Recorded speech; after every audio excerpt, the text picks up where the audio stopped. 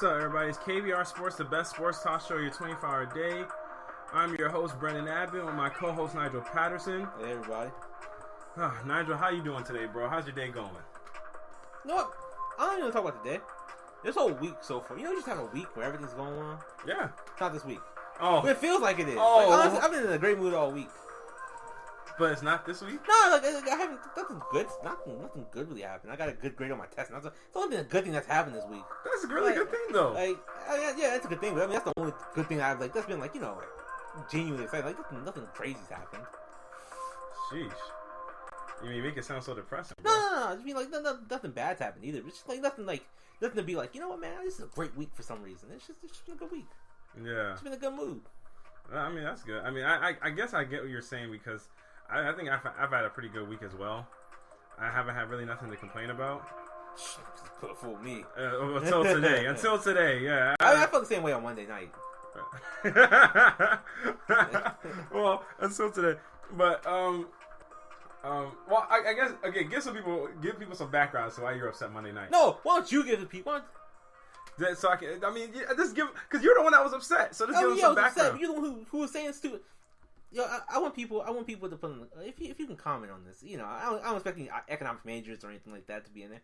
But Brendan Abbott here, yes, thinks that in 2017 the world can work without money.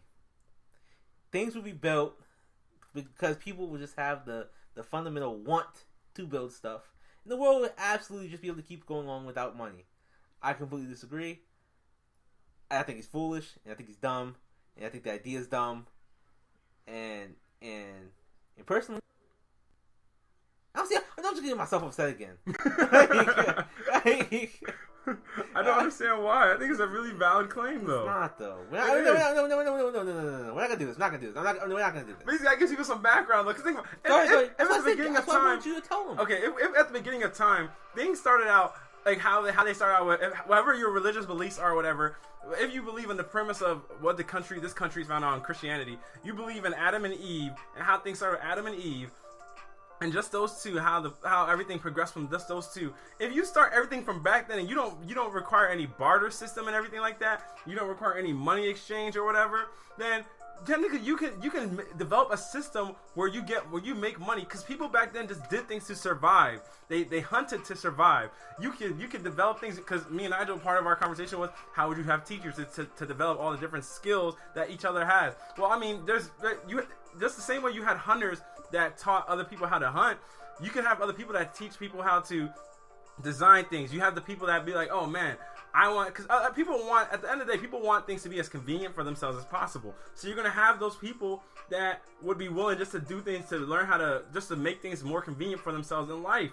So I believe, I mean, it is something I think it could generally be worked towards if enough people would, at the beginning of all things that happened, we would have started off in a way that we didn't require people to have to barter or have to exchange things to get stuff. Because after that point, you essentially, that's how this whole system got instituted. But if you would have just started out where people just did things just to get them done, and we didn't have to exchange things or exchange different skills or different assets in order for things to get done, we would all be in a system where everybody would be off with no money, nobody would be in debt, nobody would owe each other anything. You'd be good.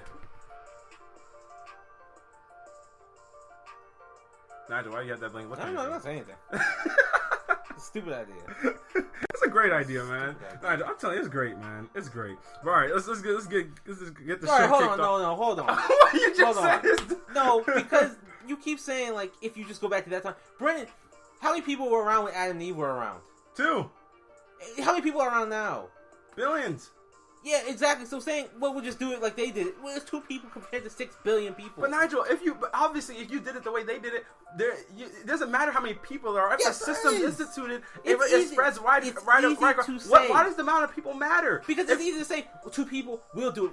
You can't train with 2 people. You have 2 people. Nigel, but naturally, Adam and Eve had to teach other people how to do what they already knew how to do. And guess what happened what happened when they started doing that? That barter system started. Exactly. No, but because it's natural progression. No, stop. We're not gonna talk about this. This will be an hour-long conversation. You asked me my point. No. You asked me my point, Nigel. And this is the thing: if Adam and Eve, if Adam and Eve had never started or whoever kept the barter system going on, because from right after them was their kids. After them was their kids. So if you just teach people how to do different skills and develop things, then we have a perfect system today. That's why people are in debt today, because people started bartering things. Then eventually the economy started and all that. I'm telling you, Nigel, it's a flawless plan. Flawless plan. Who are we talking about though? Okay, Nigel, I'm thankful you asked. But before I tell you, guys, remember you guys can follow and subscribe to the KBR Sports Podcast on Rabble TV, Spreaker, YouTube, SoundCloud, and iTunes. And you guys can also follow the KBR Sports Twitter page at KBR_sports, where we shoot the live links prior to every show, as well as our show topics. And don't forget, you can also call in and join our discussion at 571-991-0566. Once again, the number is 571-991-0566. And also, don't forget to like, comment, and share the KBR Sports podcast so that you can get more people involved, get us out there more, help us get out there more, and give us your feedback. We want to hear your feedback on different things we discuss. We want to get you all's opinions and see what you think on different discussions we might have, and just get you guys feel for everything. So make sure you comment, share, like, follow the whole night. But just to give a rundown of the topics we're going to be talking about today, of course, we're going to have to talk about the Kevin Durant injury that he suffered against the Wizards, an unfortunate injury. Just talking about how that affects Golden State, and then how it affects the rest of the Western Conference and the league in general. Then we're going to jump in to talk about the Washington Redskins and the franchise tag they gave to Kirk Cousins, and was it the right move for them, or should they have worked out long-term? Executive tag. Yeah, the exclusive franchise tender they gave him. Yeah, the exclusive franchise tender they gave him. So we're going to talk about that. Then we'll also get into Jimmy Garoppolo, the whole nine, talking about all the NBA things, of course. But starting off, of course, the biggest news of the day is the Kevin Durant news, where Kevin Durant went out yesterday with a mild MCL sprain. They say it's a bone bruise. And right now he's out indefinitely, and he's going to be reevaluated in 4 weeks. So, Nigel, what do you think this leads? How does this impact the Golden State Warriors? Because, I mean, with Kevin Durant, you lose a 25-point per game scorer, 5 assists, 8 rebounds. He was leading the team in blocks with 1.6. And as they were constituted, Golden State led in blocks, field goal percentage, defensive field goal percentage, and they were number 1 in 3-point percentage and assists. So, I mean, how does this affect them? On offense, not much. I mean, it's essentially the same offense last year. I mean, minus Bogut, and minus Harrison Barnes, star Harrison Barnes apparently. But on defense, though, I think this is I'm not gonna say a major blow. I still think they'd be a top 10 defense. But I mean, you're obviously not gonna maintain your second defensive standing. Losing your second best defender on the team. So, do I think they drop any? Not really. I think Steph now gets the ball. Steph gets back into the main focus of being the offense. But like I said, on defense, they're gonna drop a bit. They're gonna drop quite a bit, and I feel like I don't think they're gonna lose any more games. I don't think. How far back San Antonio? San Antonio's 4 games back. Or 4.5. I don't think San Antonio's gonna catch them or anything like that. But I just think it's gonna be a small drop off on defense. That's all. I think it would affect them on defense, particularly like you said as well. Well, mainly just rim protection. Yeah, exactly. Because that was part of the issues with Golden State was the fact that they couldn't guard against the rim. That a lot of people could just come in and swoop in, but their defense was on such a string that they figured out a way to have such great team defense, and they guarded with their length so well. Because think about it, Steph is 6'3", Clay is 6'6", 6'7", Draymond Green 6'8", 6'9".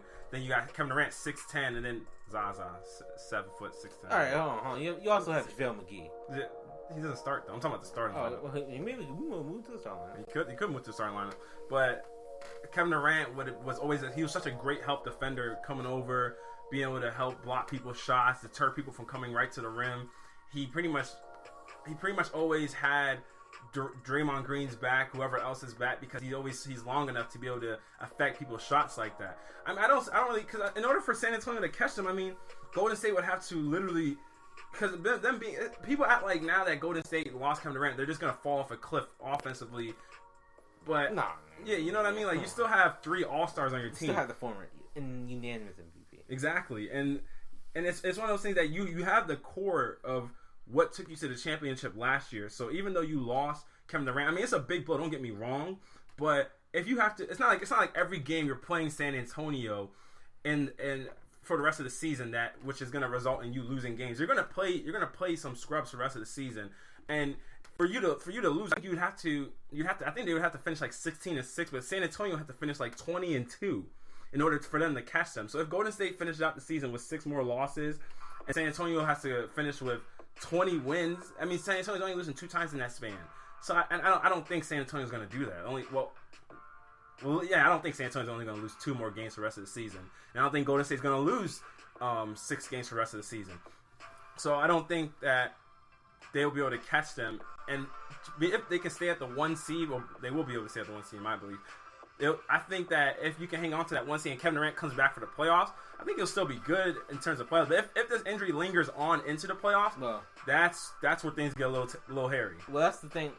One thing Pop did say about the Spurs, if #Spurs now have a sense of urgency to catch the Golden State Warriors from the 1 seed. We don't try to catch anybody. We just play. We always have. So he's not making an objective to get there. So I don't think they're gonna. I mean, I think we both agree that they're not gonna catch him. But now going to the playoffs, I do think that's where it gets. If he comes back, like 3 regular season game, he could. He's still gonna be. Steph Curry had a grade 1 strain, and you saw how that affected him in the finals. Mm-hmm. So having a grade 2 strain is going to take a little bit longer to get back, and they say even it's going to still be painful for him to play even when he gets back and fully healthy. So it's going to linger into the playoffs, no matter what. Yeah. So if he's not back to at least 80% himself by the second round and going into the third round, then I start thinking you start getting a little worried. Yeah. Because then ideally you're probably gonna play the Spurs. I think we both agree that they're the second best team in the West. And if you play the Spurs full strength, and you're missing Kevin Durant by 80%. I mean that's enough of a margin for them to maybe catch them. Will they play the Spurs in the second round? Third round. Oh, third round. Yeah. Conference finals, right? Yeah. I think, and even but think about it. Even if you play, because if you had to play, if you could play in the second round, you either have to play Houston. Mm-hmm. I don't think Houston's going to lose to the 6th seed, which would right now I think currently is Memphis. So Houston, I don't think Houston would lose to Memphis, but even Houston on itself is a good team. Yeah, they're a good team. So they could give Golden State a good run for their money. And one of the reasons why I believe Golden State did lose last year is because think about every team they played in that playoffs. Each team took its pound of flesh from Golden State in a sense. First round, you went 5 games with Houston. That's when Steph got hurt. The next round, you go 6 games with Portland.